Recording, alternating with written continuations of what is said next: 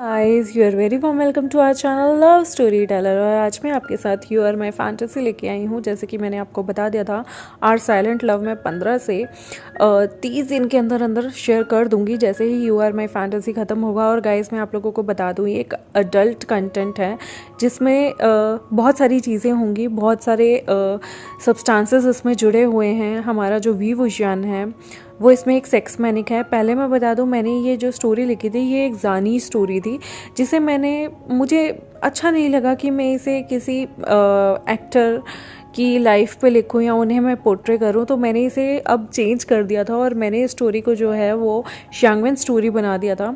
और मैं इसे चलाना नहीं चाहती थी क्योंकि इसमें बहुत सारा अडल्ट कंटेंट है, बट आपको पता है जैसा मेरा काम चोरी हो रहा है, तो उसके चलते मुझे बहुत सारी ऐसी स्टोरीज़ थी जो मैं कभी अपने चैनल पे नहीं चलाना चाहती थी और मुझे वो चीज़ें चलानी पड़ रही हैं। इसलिए आर साइलेंट लव जो है वो मैं 15 से 20 दिन बाद ही शेयर कर पाऊँगी। तो इस स्टोरी को चलाते हैं। इस स्टोरी में मैं आपको एक चीज़ बता दूँ, जो हमारा वी विशान है ना, वो बहुत ही ज़्यादा सेक्सुअल एक्टिविटी, सेक्सुअल डिज़ायर उसके अंदर रहते हैं और उसे किसी से भी रैंडम इंसान से सेक्स करना बहुत पसंद होता है। इसमें जो टॉप है वो हमारा वी विशान है और बॉटम जो है वो लवांगची है। जिसको भी स्टोरी या इस तरह की स्टोरीज़ पसंद नहीं है वो अभी की अभी स्टोरी को यहाँ स्किप कर दे। मैं बहुत सारी स्टोरीज़ चलाती हूँ, आप उन्हें जाके सुन सकते हैं। और अगर आपको मेरी स्टोरीज़ नहीं पसंद है तो कोई बात नहीं, आप मेरा चैनल छोड़ सकते हैं, मुझे कोई दिक्कत नहीं है। आपको जो ठीक लगे आप वो कर सकते हैं गाइज़। और बिना कोई हेटरेट कमेंट किए आप ऑन द स्पॉट, जहाँ आप अनकंफर्टेबल होते हैं, स्टोरी लाइन को छोड़ सकते हैं। मेरी तरफ से आपको कोई ऐसी रेस्ट्रिक्शन नहीं है कि आपको सुननी ही सुननी है। तो चलिए आज का एपिसोड शुरू करते हैं। वी विजन 22 साल का लड़का होता है जो कि एक बिजनेसमैन होता है और उसे सेक्सुअल एक्टिविटी में इंडल्ज होना, बहुत तरह के लोगों के साथ सेक्स करना पसंद होता है। लेकिन वो एक बार में सिर्फ एक ही इंसान के साथ सेक्स करता है, वो दोबारा इच्छा नहीं होती, बस उसका मन होता है सेक्सुअल डिज़ायर कंप्लीट करने का, सो वो कर लेता है।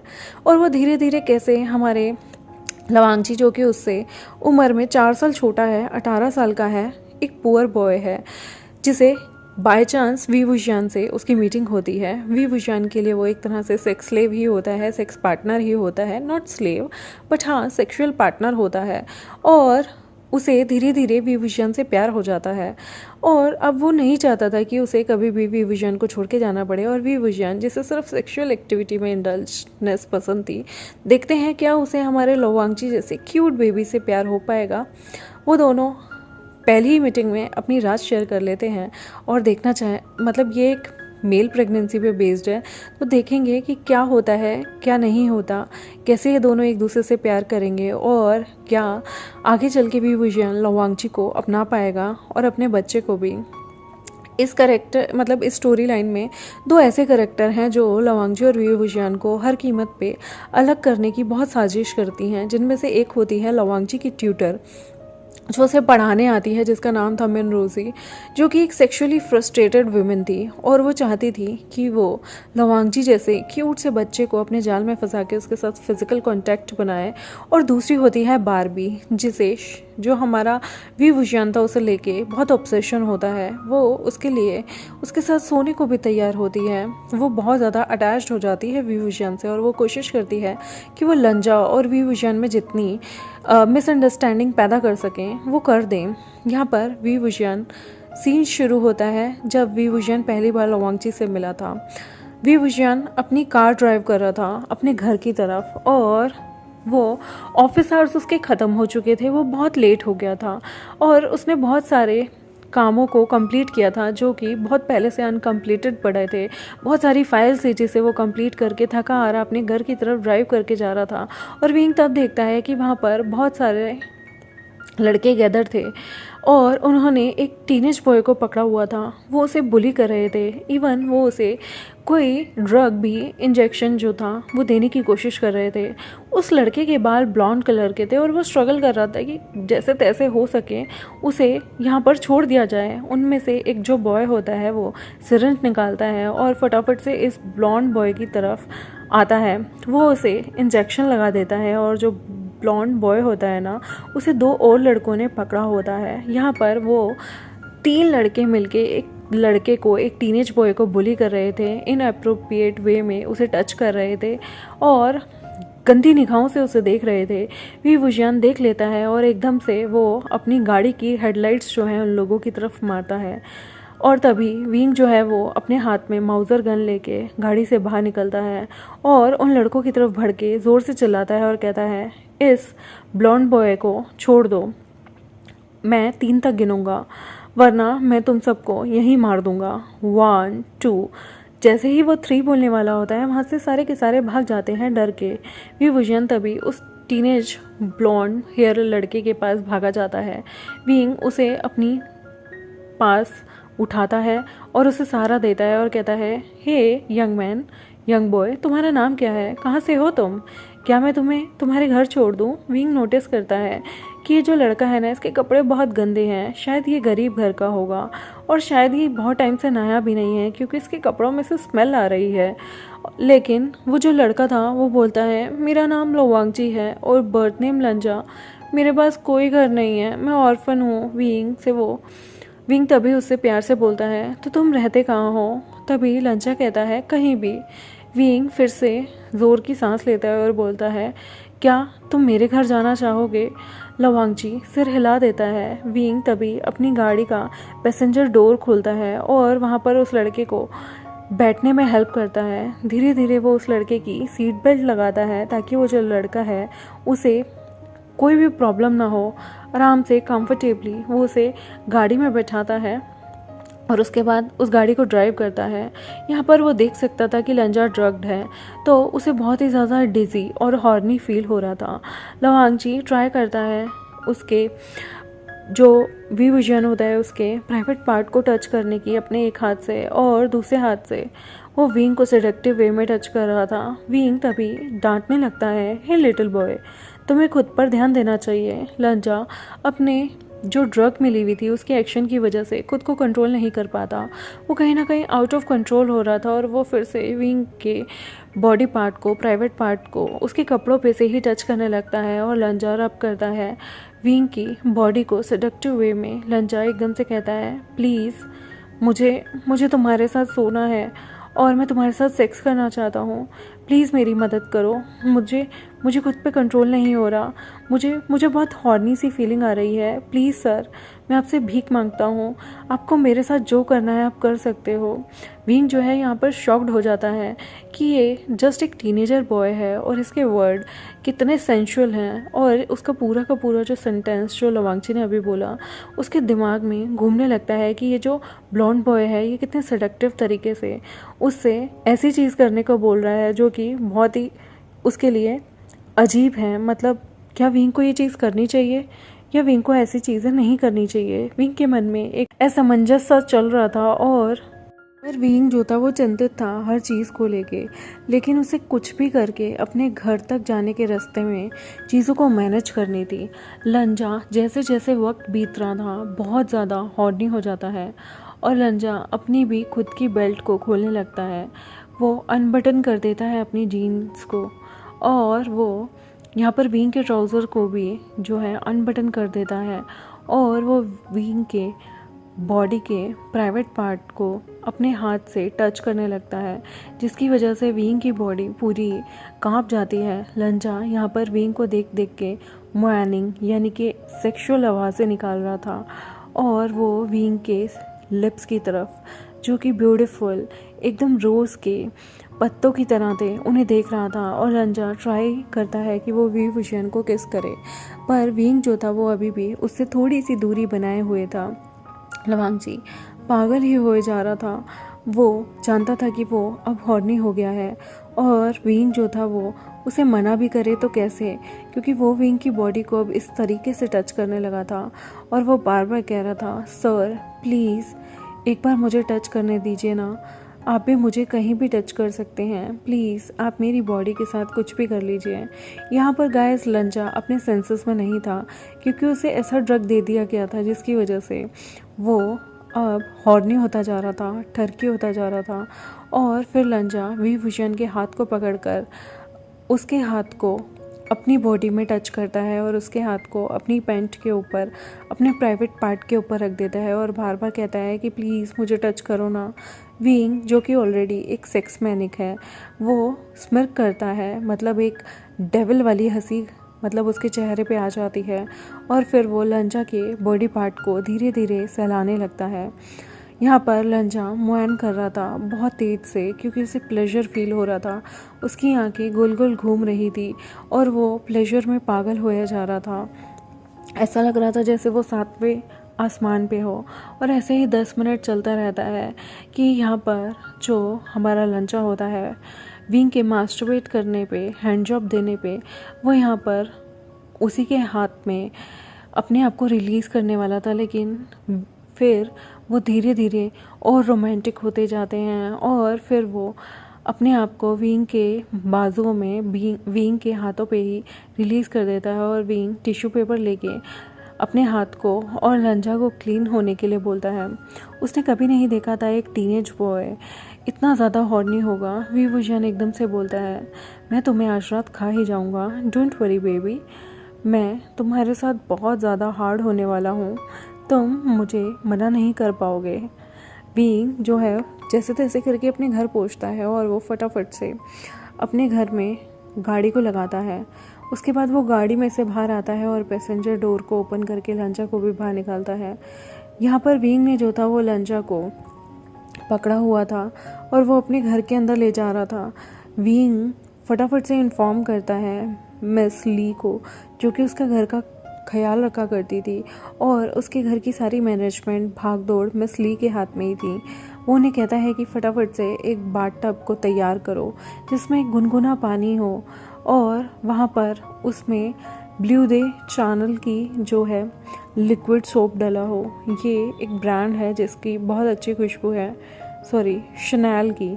और यहाँ पर वी वुजियान जो है वो लंजा को सोफे पे बैठाता है, उसके पास बैठता है।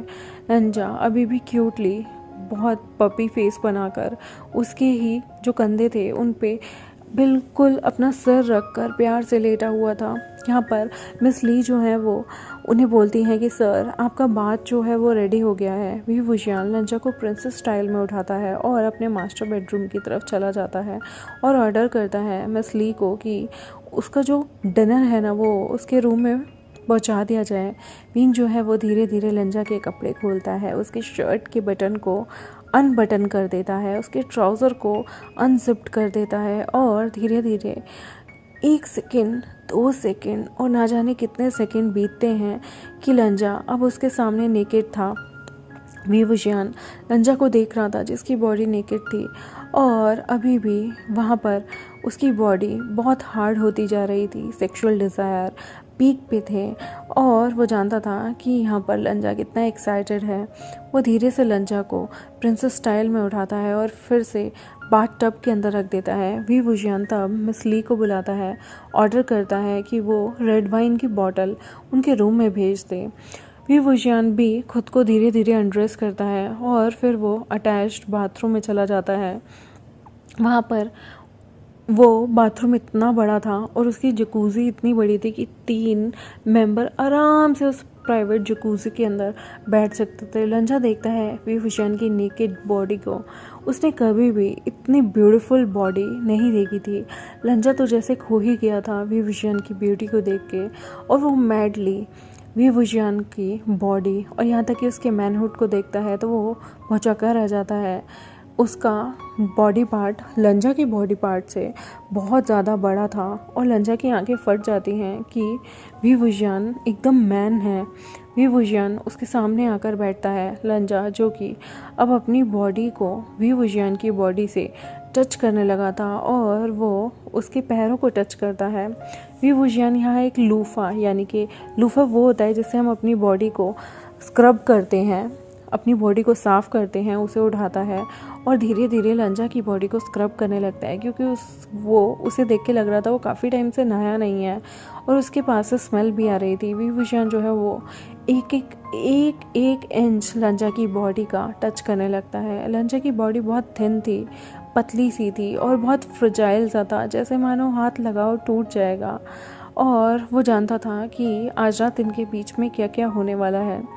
जितना जितना वो उसे टच करता लंजा उतना ही मुआयन करता और उतना ही यहाँ पर विंग के मन में सेक्सुअल डिज़ायर जाग रहा था। लवांगजी जो है वो वी वुजियान के प्राइवेट पार्ट को टच कर लेता है अपने हाथ से और धीरे धीरे उसे सहलाने लगता है। विभूषण एक डेविल स्माइल देते हुए लंजा को भी वहाँ टच करने लगता है और कहता है, कितनी बार तुम कितने स्ट्रेंजर्स के साथ सोए हो? लंजा कहता है, मैं कभी किसी के साथ नहीं सोया। विभूषण फिर से उसे टीज करते हुए कहता है, झूठ मत बोलो। लंजा रिप्लाई करता है पेन में, सर प्लीज़ ये मेरा मेरा पहला टाइम है, मुझे इस तरह से टीज़ मत करिए। विभूषण जो है वो आंखें खोलता है, लंजा की दोनों टांगे जो हैं उनके बीच में आकर वो बैठ जाता है और यहाँ पर दोनों के दोनों अपने बॉडी पार्ट्स को एक दूसरे के हाथों को द्वारा सहलाने दे रहे थे और एक दूसरे के पार्ट्स को अपने हाथों में सहला रहे थे। और तभी वो लंजा को बुरी तरह से रोमांटिकली उसके साथ फोरप्ले करने लगता है। जन धीरे धीरे अपने हाथ को लंजा के साथ फोरप्ले करने लगता है और एकदम से बोलता है, तुम्हें देख के तो ऐसा लग रहा है जैसे तुम वर्जन हो। और वो इतने प्यार से लंजा के कान में कहता है कि लंजा की हार्ट बीट 1 मिनट के लिए बहुत तेज़ हो जाती है। विभूषण का हाथ अभी भी उसको स्टिमुलेट कर रहा था और लंजा उसे दर्द फील हो रहा था, प्लेजर भी, और वो खुद को रोकना नहीं चाहता था। बिना किसी प्रिपरेशन के विभूषण जो है वो धीरे से फिर से उसके साथ हार्ड फोरप्ले करने लगता है और यहाँ पर लंजा के मुंह से बहुत ज़्यादा आवाज़ें आने लगती हैं मोयानिंग की और कहता है, दर्द हो रहा है गग, बहुत ज़्यादा दर्द हो रहा है। तभी विभूषण जो है वो लंजा को बुरी तरह से एक्साइटेड करने में लग जाता है। यहाँ पर लंजा को समझ नहीं आ रहा था वो फोकस कहाँ करे, क्योंकि विभूषण का हाथ तो बिल्कुल एक सांप की तरह उसकी बॉडी पे दौड़ रहा था और वो कहता है, प्लीज़ अगर आप ऐसे ही करते रहे तो मैं पागल हो जाऊँगा।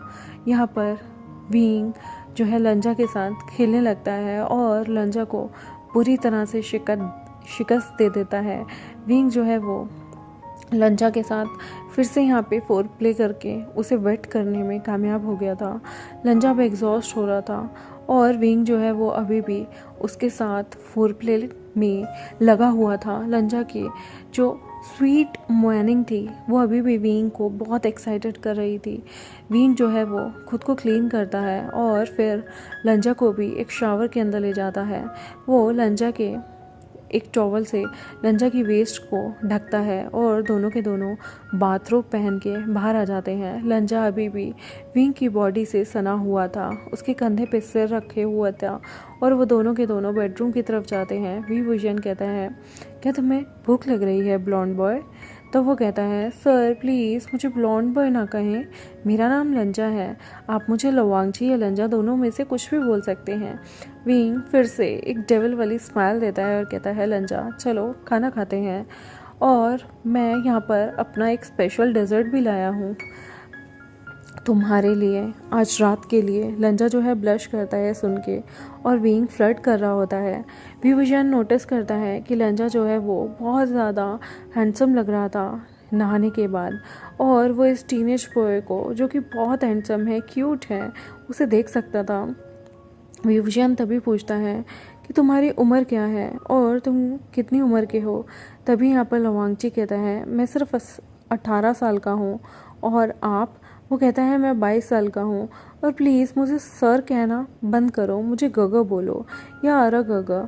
लवांगची जो है वो अपनी आंखें रोल करता है, उसके चीक्स पिंक हो गए थे, एयरलोब्स उसके बहुत ज़्यादा ब्लश कर रहे थे और वो एक छोटे बच्चे की तरह कहता है, क्या मैं आपको लाओगोंग बोल सकता हूँ?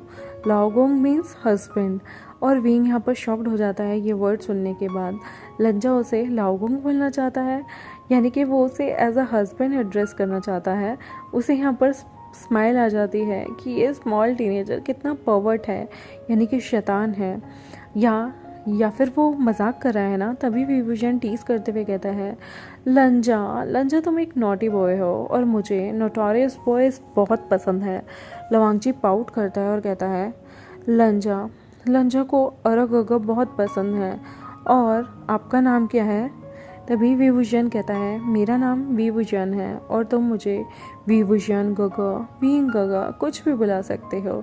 और यहाँ पर ये क्यूट सी स्टोरी एंड होती है। नेक्स्ट स्टोरी में बहुत ज़्यादा एक्सट्रीम रोमांस शुरू होगा, तो आई होप आपको वो चैप्टर अच्छा लगे। जिनको भी प्रॉब्लम है एडल्ट कंटेंट से, वो कोई भी क्योस शुरू किए बिना ही उसे छोड़ दें और फालतू में कोई भद्दा कमेंट बदतमीज़ी ना करें।